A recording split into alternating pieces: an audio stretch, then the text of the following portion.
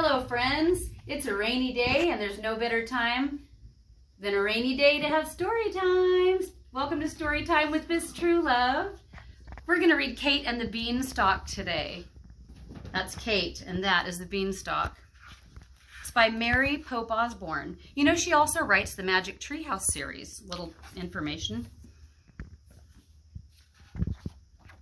There are many tales, stories that have been written about the Beanstalk. There's Jack and the Beanstalk, there's Joe and the Beanstalk. There are a lot of different versions. This one happens to be called Kate and the Beanstalk.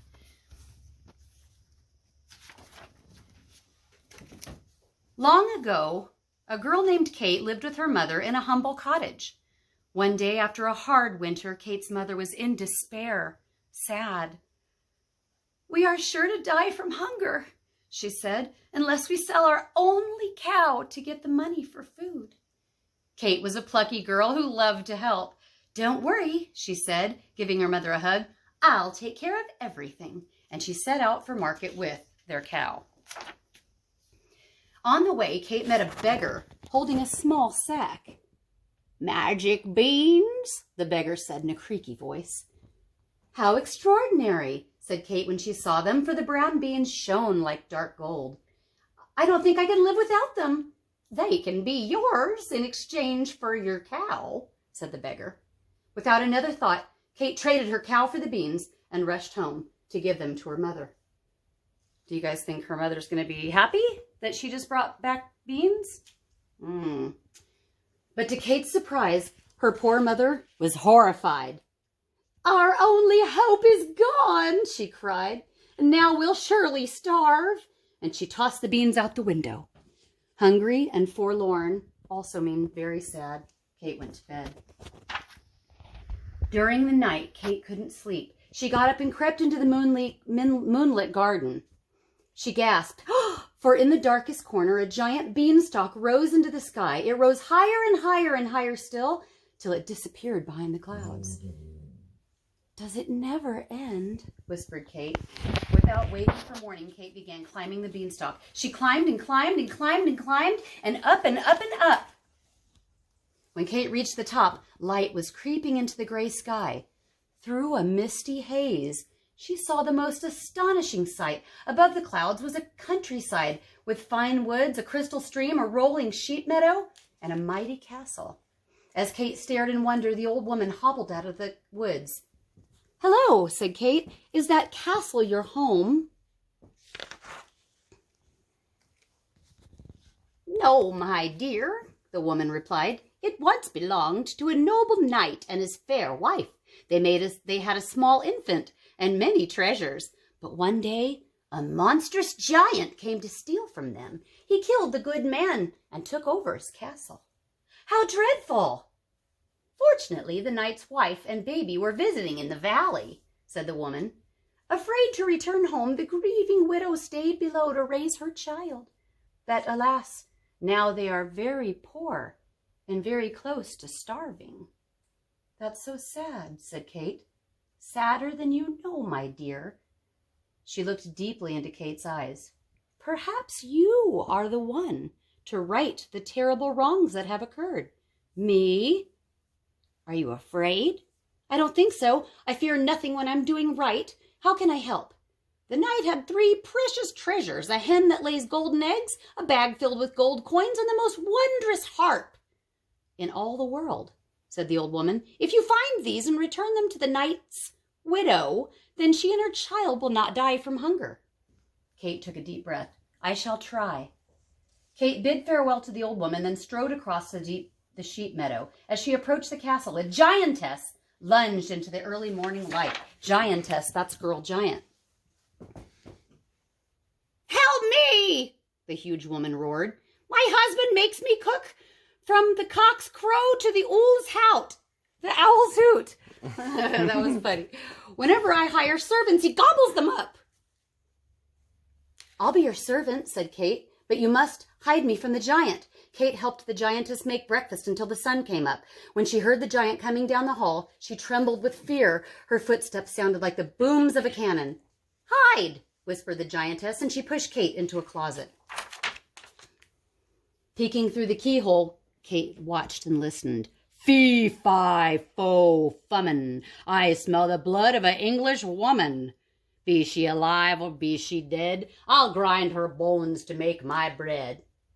Don't be silly, said the giantess. You only smell the wagon load of bacon I fried for your breakfast. Oh, said the giant.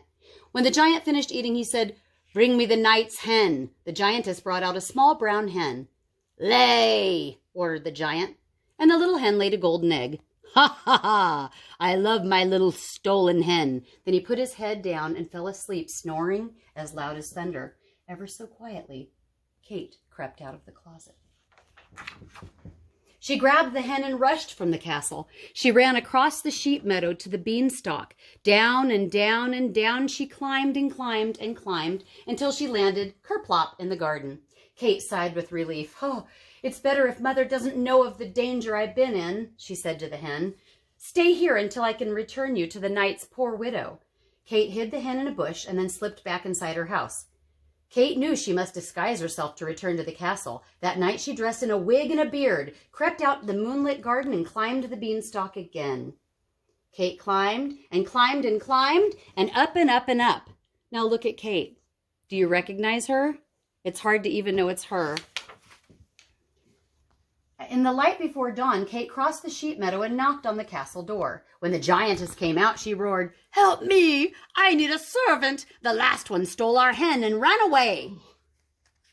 All happened as before. Kate helped the giantess make breakfast until the sun came up. When they heard the giant's booming footsteps and bellowing voice, the giantess hid Kate in the closet. Fee, fi, fo, fummin. I smell the blood of an English woman. Be she alive or be she dead, I'll grind her bones to make my bread. Calm down, said the giantess. You only smell the mountain of hash I made for your breakfast. Oh, said the giant. When the giant finished eating, he said, Bring me the knight's money bag. The giantess brought out a bag filled with gold coins, and the giant greedily counted them. Ha, ha, ha, ha, he roared. I love my little stolen coins. Soon the giant's head began to nod.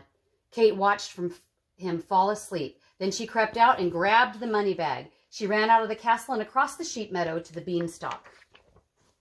Down and down and down she went. She climbed and climbed and climbed until she landed kerplop in the garden. Goodness, said Kate, what a day! I must hide these coins until I can return them to the knight's poor widow. Kate hid the money bag with the hen, then slipped back inside to her house. That night, Kate disguised herself once again and started up the beanstalk. This time she's dressed kind of like an old woman. She climbed and climbed and climbed, and up and up and up. She ran across the sheep meadow, and just as the sun came up, she knocked on the castle door. When the giantess came out, she grabbed Kate and cried, Help me! I need a servant! The last one stole our money bag and ran away. Again, all happened as before. Kate helped the giantess make breakfast. Soon the giant's footsteps boomed down the hall, and the giantess had Kate in the closet.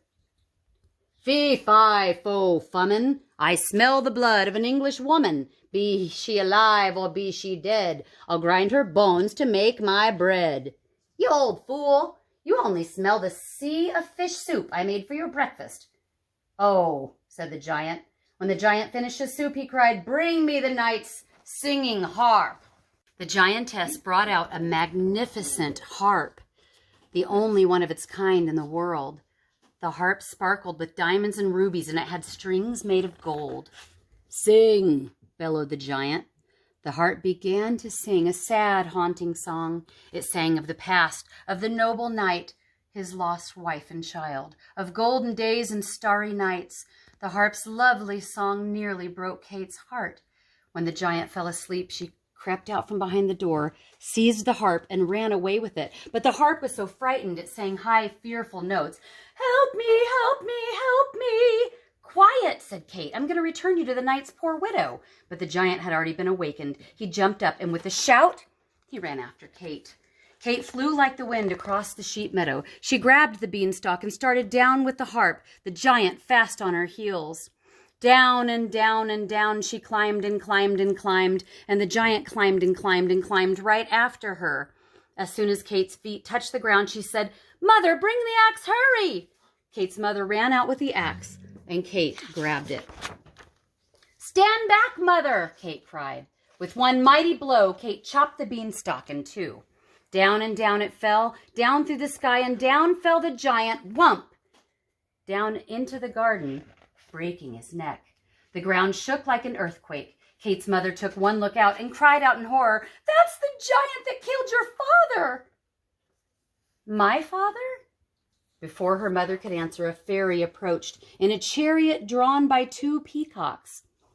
"Greetings, brave Kate. As queen of the fairies, I have long wanted to avenge the treachery done to the good knight. But first I needed to know if his daughter was worthy of her inheritance. So I disguised myself as both the beggar and the old woman and sent you on your quest to your father's castle." "My father's castle?" Kate looked at her mother, who nodded. "I've never spoke of your father after he was slain," Kate's mother said. "He would be most proud of you now." Whoopsie. Kate hugged her mother, and they wept for the sorrow and wonder of it all. Then they climbed into the chariot and rose through the clouds to the castle that was once again theirs, and up and up and up. Kate asked the giantess to stay on as their cook. "Thank you for your kindness," said the giantess. "Would you like a biscuit and jam?" "Indeed," said Kate and her mother, and the giantess served them a biscuit as big as a cow. The end. All right, kids, it's time. Parents, you can totally use this to get your kids' attention. It works for me. It should work for you. Totally, I always say, hands in your lap, hands in front of you. Okay, tell your kids to get ready. Okay. Hands in your lap, hands in front of you. Ready, go. Blink, blink, clap, clap, woo, woo, shh.